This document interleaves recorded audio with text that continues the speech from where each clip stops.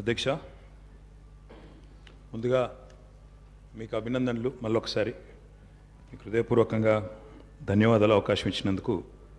అధ్యక్ష, గవర్నర్ ప్రసంగంలో ఒక మాట అన్నారు, మేము నిర్మాణాత్మకమైన సూచనలకు బేసిజాలు లేకుండా స్వీకరిస్తాము, మా ప్రభుత్వం సాకల్యంగా అన్ని చర్చించడానికి సిద్ధంగా ఉందన్నారు. అధ్యక్ష, మరి హౌస్లో అధికార పక్షం 64 మంది ఉంటే మేము ఇక్కడ 39 మంది ఉన్నాం, మజ్లిస్ సభ్యులు 7 ఉన్నారు, బీజేపీ వాళ్ళు 8 ఉన్నారు, అదేవిధంగా సిపిఐ వారు ఉన్నారు. నేను తమరిని కోరుతా ఉన్నాను అధ్యక్ష, ఇది మొదటి రోజు బడ్జెట్లో నేను లెజిస్లేటివ్ అఫేర్స్ మినిస్టర్ని కూడా కోరుతా ఉన్నా, మా సభ్యులు కూడా 3-4 మాట్లాడేందుకు అవకాశం ఇవ్వండి. ఎందుకంటే మీరే అన్నారు నిర్మాణాత్మకమైన సూచనలు అన్నారు, మరి ఇక్కడ ప్రధాన ప్రతిపక్షంగా ఉన్నాం, తప్పకుండా 3-4కి అవకాశం ఇవ్వాలని ముందుగా నేను కోరుతా ఉన్నాను. మా తలసాని శ్రీనివాస్ యాదవ్ గారు రెడీగా ఉన్నారు, పల్లా రాజేశ్వర రెడ్డి గారు రెడీగా ఉన్నారు, ఇంకా చాలా సభ్యులు రెడీగా ఉన్నారు. దయచేసి అవకాశం ఇవ్వాలని నేను కోరుతా ఉన్నాను. అధ్యక్ష, మేము ఆశించింది ఒకటి అధ్యక్ష, నిన్న గవర్నర్ ప్రసంగం నుంచి, కానీ అక్కడ వారు నిన్న విన్నది ఒకటి అధ్యక్ష. గవర్నర్ ప్రసంగం పూర్తిగా అసత్యాలు, అభూత కల్పనలు, తప్పుల తడక అని చెప్పడానికి నేను బాధపడతా ఉన్నా. ఇట్లాంటి గవర్నర్ ప్రసంగం వినడానికి ఒక సభ్యుడిగా సిగ్గుపడతా ఉన్నా అధ్యక్ష. ఎందుకంటే ఇంత దారుణమైన అపసవ్యపు ప్రసంగం ఇదివరకు రాష్ట్ర శాసనసభ చరిత్రలో రెండు కూడా విని ఉండం అధ్యక్ష. ఒక మాటలో చెప్పాలంటే అధ్యక్ష, 1000 ఎలుకలు తిన్న పిల్లి కదా తీర్థయాత్రలకు బయలుదేరినట్టు చేయాల్సిన దారుణం అంతా చేసి ఘాతకాలని చేసి చాలా అద్భుతమైన ఉపన్యాసం, కేవలం 10 సంవత్సరాలు ప్రభుత్వం నడిపిన వాళ్ళ మీద నెపాన్ని నెట్టే ప్రయత్నం ఏదైతే కాంగ్రెస్ ప్రభుత్వం చేసిందో అధ్యక్ష, దీన్ని నేను పూర్తి స్థాయిలో తూర్పారబడుతున్నాను, తప్పుపడతా ఉన్నాను అధ్యక్ష. అధ్యక్ష, ఈ దారుణమైన గవర్నర్ గారి ప్రసంగం చూసిన తర్వాత, గవర్నర్ గారి దారుణమైన ప్రసంగం చూసిన తర్వాత కాంగ్రెస్ పరిపాలనలో రాష్ట్ర భవిష్యత్తు రాబోయే 5 ఏళ్ళు ఎట్లా ఉండబోతుందో చాలా స్పష్టంగా నిన్న పూర్తి స్థాయిలో మాకు అర్థమైంది అధ్యక్ష, రాష్ట్ర ప్రజలకు కూడా అర్థమైందని నేను అనుకుంటా ఉన్నా అధ్యక్ష. అయినప్పటికీ వాస్తవాలు, ప్రధాన ప్రతిపక్షంగా వాస్తవాలు ప్రజల ముందు పెట్టాల్సిన బాధ్యత మా ముందు ఉంది అధ్యక్ష. కాబట్టి తప్పకుండా అవన్నీ కూడా చెప్తాను అధ్యక్ష. అధ్యక్ష, మా జగిత్యాలకు సంబంధించిన కవి గారు అలిశెట్టి ప్రభాకర్ గారు ఒక మాట అన్నారు అధ్యక్ష. ఒక నక్క, ఇది ఆయన కవితను కోట్ చేస్తున్నాను అధ్యక్ష, ఒక నక్క ప్రమాణ స్వీకారం చేసిందట ఇంకెవరిని మోసగించనండి, ఒక పులి పశ్చాత్తాపం ప్రకటించిందట తోటి జంతువుల్ని సంహరించినందుకు. అట్లా ఉంది అధ్యక్ష. ఒక మాటలో చెప్పాలంటే ఈ గవర్నర్ గారి ప్రసంగం అదే రకంగా అనిపించింది తప్ప అందులో అసత్యాలు, సత్యదూరమైన మాటలు తప్ప వాస్తవాలు మాత్రం ఒక్కటి కూడా లేదు అధ్యక్ష. అధ్యక్ష, నిన్న చాలాసార్లు ప్రస్తావన చేసినారు గత ప్రభుత్వం అంటూ.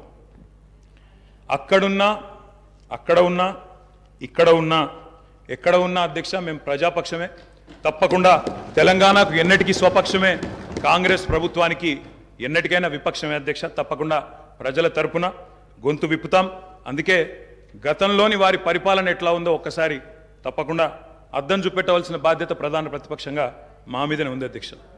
అధ్యక్ష, ఎట్లుండే అధ్యక్ష 2014 ముందు తెలంగాణ ఘనత వహించిన వీరి ప్రభుత్వంలో ఎట్లుండే అధ్యక్ష? పడావుబడ్డ భూములు, పాడుబడ్డ ఇండ్లు, ఆకలి కేకలు, ఆత్మహత్యలు.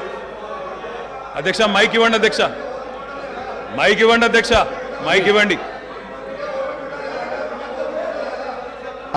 పడావుబడ్డ భూములు అధ్యక్ష, అందుకే కదా తెలంగాణ తెచ్చుకున్నది. తెలంగాణ ఉమ్మడి రాష్ట్రంలో నిర్లక్ష్యమైందనే కదా అధ్యక్ష, ఉమ్మడి రాష్ట్రంలో నిర్లక్ష్యమైంది, మన పట్ల వివక్ష ఉందనే తెలంగాణ తెచ్చుకున్నాం. తెలంగాణ వచ్చిన తర్వాత జరిగిన ప్రభుత్వ కార్యక్రమాల గురించి మాట్లాడుకుందాం. గతం గురించి, గత ఉమ్మడి రాష్ట్రంలో జరిగిన అన్యాయం జరిగిందనే కదా మేము కొట్లాడింది, అందరం కొట్లాడింది. అందుకే కదా ఇవాళ మన దాని గురించి ఎందుకు ఇవాళ మాట్లాడితే తెలంగాణ రాష్ట్రంలో తెలంగాణ ప్రభుత్వం ఏం చేసిందో మాట్లాడదాము.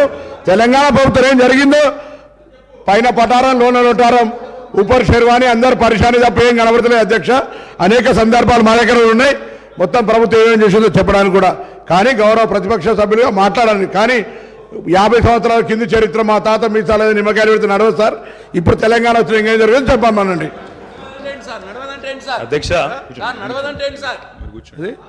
అధ్యక్ష, వారు మొదటిసారి ప్రభాకర్ అన్న మొదటిసారి శాసనసభకు వచ్చిండ్రు, మొదటిసారి మంత్రి అయినారు అధ్యక్ష. కాబట్టి కొద్దిగా తొందరపడుతున్నారు. తొందరపడకండి అధ్యక్ష. చరిత్ర చాలా ఉంది. తప్పకుండా మా తాతలు నేతులు దాగినరు, మా మూతుల వాసన చూడండి అంటే కుదరదు. కేవలం క్రెడిట్ మాత్రమే మేము తీసుకుంటాం.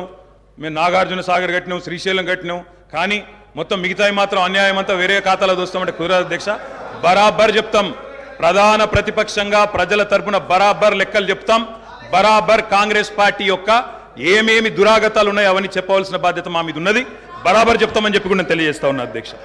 అధ్యక్ష, పడావుబడ్డ భూములు, పాడుబడ్డ ఇండ్లు, ఆకలి కేకలు, ఆత్మహత్యలు, వలసలు, కరువులు, కర్ఫ్యూలు, ఎన్కౌంటర్లు, కరెంటు కోతలు, కటిక చీకెట్లు, నెర్రెలు బారిన నేలలు, నెత్తురు గారిన నేలలు. ఇదే కదా ఆనాటి మీ గొప్ప ఘనత వహించిన ప్రభుత్వంలో ఆనాడు మీరు చూపెట్టిన అద్భుతాలు ఇవే కదా అధ్యక్ష. ఒక్క మాటలో చెప్పాలంటే అధ్యక్ష, వీళ్ళ పాలనలో తాగునీటికి దిక్కు లేదు, సాగునీటికి దిక్కు లేదు, కరెంట్ అనేది అడ్రస్సే లేదు. ఇక ఇది వీళ్ళ పాలన అధ్యక్ష. 50 ఏళ్ళు పరిపాలించి అధ్యక్ష, ఇక్కడ కూర్చున్న సభ్యులు ఆలోచన చేయాలి అధ్యక్ష. రాజగోపాల్ రెడ్డి గారు చేస్తున్నారు. నల్లగొండలో ఫ్లోరోసిస్ తప్ప ఏమిచ్చింది అధ్యక్ష వీళ్ళు?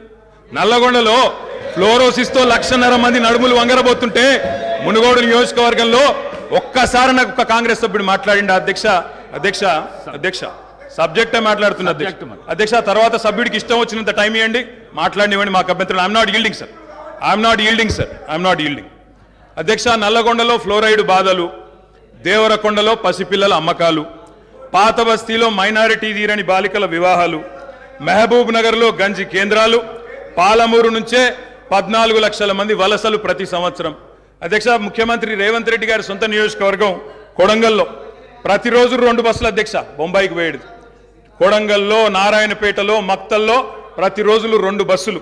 అదేవిధంగా అధ్యక్ష, ఆ బస్ స్టాండ్కు పోతే ఆ వలసలను చూసి సలసల కాగే కన్నీళ్లను గారుస్తూ ఆ భార్య పిల్లల ఏడుపులు.